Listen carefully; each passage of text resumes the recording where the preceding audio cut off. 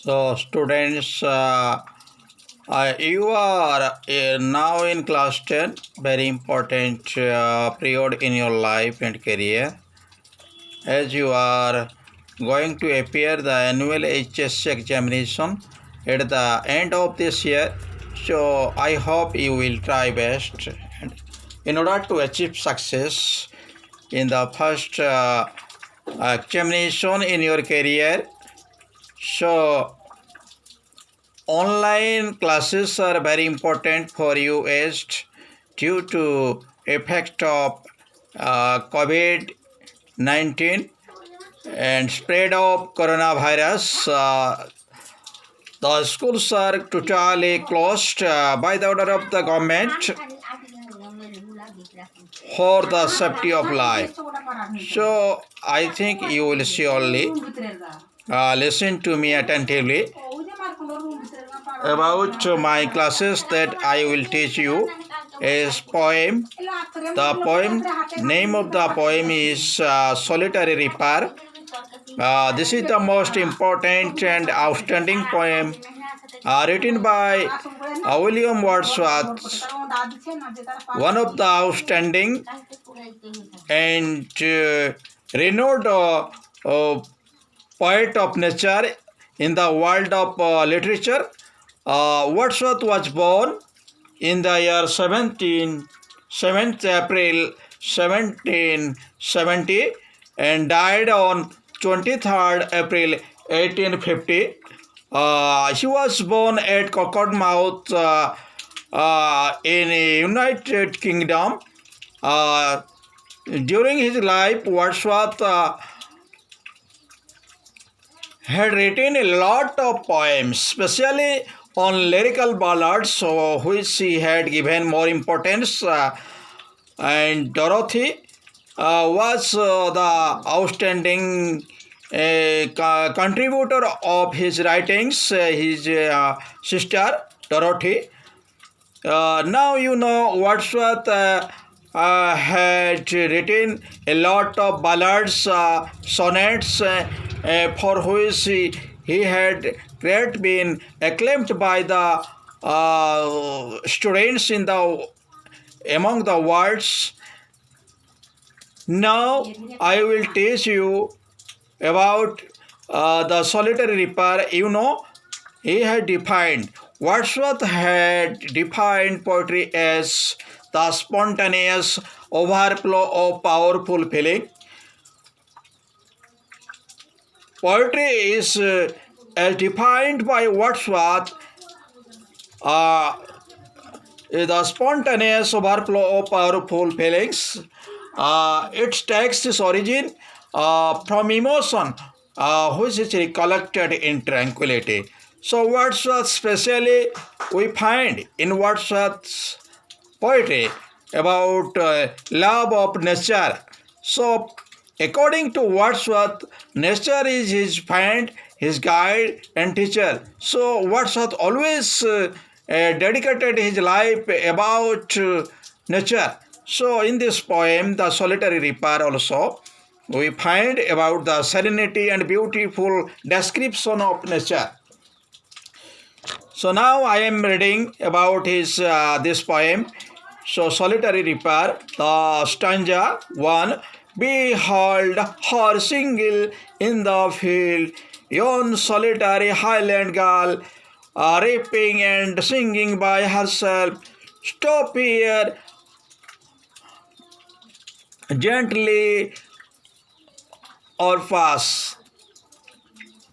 So alone she cuts and binds the grain and sings a melancholy strain. Oh, listen, for the valley profound is overflowing with the sound. Students, you know, Wordsworth was passing by through the hillside one day with his sister Dorothy, and while he was going on the road through the hill area, he heard the beautiful and sonorous voice from a distance. A highland girl was singing a song. and the girl was cutting. The girl was cutting corns and binding also without disturbing himself alone in the highland area. No one was there. So while he was singing song during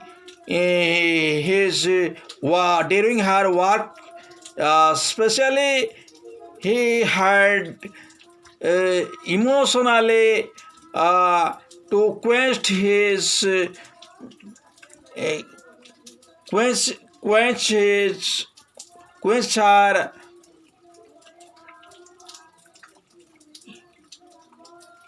labor. So labor is the only way to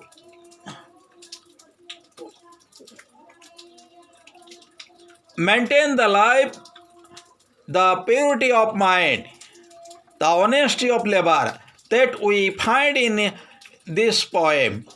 So Wordsworth found that the girl was always busy in her work, cutting and binding corns. So this she was alone in the field, and now that was a Scottish girl over there. She was cutting the grain and singing to herself.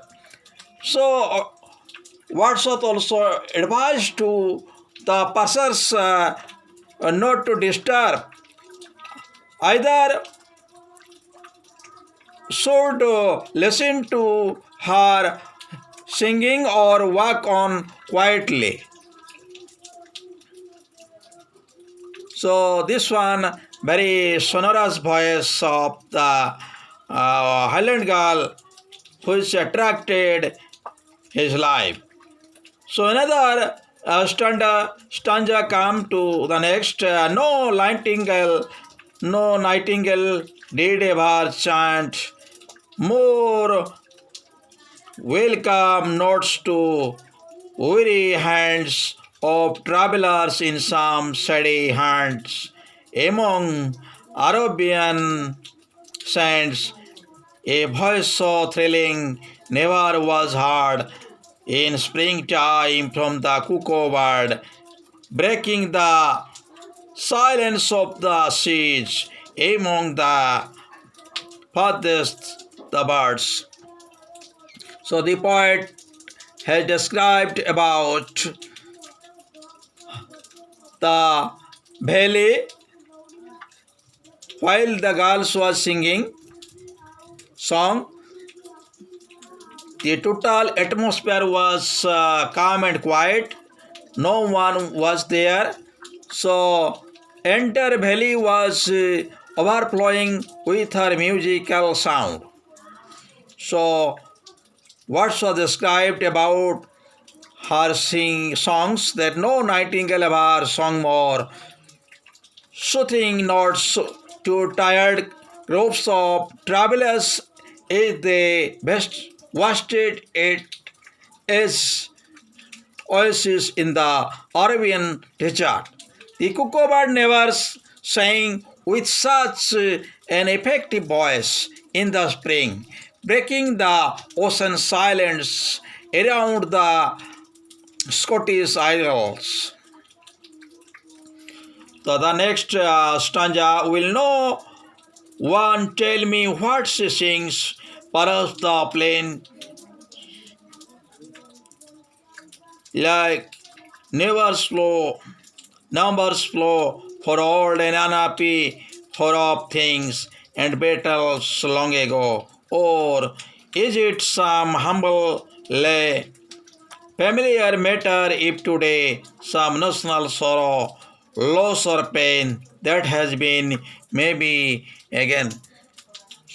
So no one understand about the meaning about her song. Whatever she was singing about, the young woman sang is to her song would never end. She was continuously. The Highland girl was continuously singing.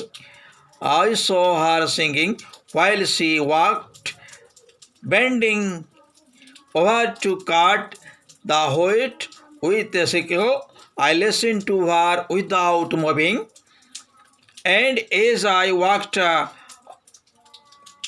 on up a hill, I carried her music in my heart, and I still do long after I stopped hearing it. Whatever the next stanza, whatever the theme, the maidens sang as if her song could have no ending. So her singing ate her work, and other the sickle bending. I listened motionless, and still the music in her heart I bore. Long after it was heard no more. So after Wordsworth left that place and went on up the hill. Still, he was the same song, the musical sonorous voices resounding, revolving in the heart of the Wordsworth, in the minds of Wordsworth.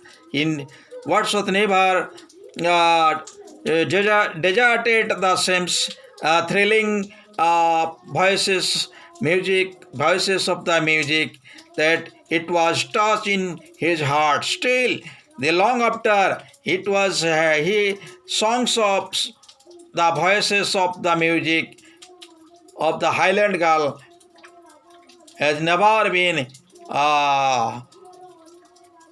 stopped hearing it. So uh, this is the last stanza. You know the song of the Scottish girl. She sings as she cuts uh, corns and binding corns. This was how the Wordsworth had written the heroic couplet. The stanzas are, with the help of heroic couplet, had written all this poem. So, writing this poem, Wordsworth has became popular and one of the leading figures of English Romanticism, an artistic and intellectual movement of the romantic poems. So now I hope you will try your best to understand clearly.